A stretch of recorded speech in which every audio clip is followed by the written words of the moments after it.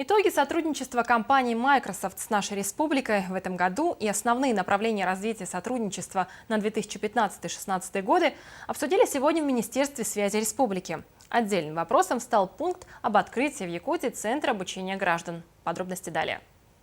Соглашение о сотрудничестве в сфере информатизации между нашим правительством и российским отделением Microsoft было подписано еще в мае 2012 года. За последние 2 года ресурсы корпорации были направлены на реализацию большинства инфраструктурных элементов Якутии, в том числе в рамках проекта «Электронное правительство». Мы легализовали все автоматизированные рабочие места в органах исполнительной власти. Это порядка 3500 рабочих мест. Мы их используем в Центре обработки данных электронного правительства.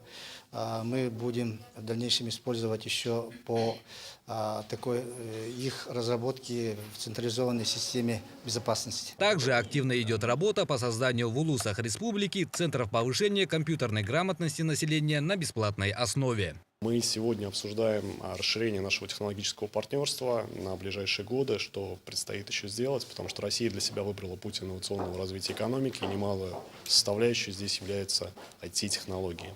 Поэтому применение IT – это тот самый катализатор, который может дать ход развитию экономики республики. Таким образом, взаимовыгодное сотрудничество сторон поможет дальнейшему, более динамичному развитию информатизации республики. Виталий Абрамов, Гаврил Дьячков, НВК Саха, Якутск.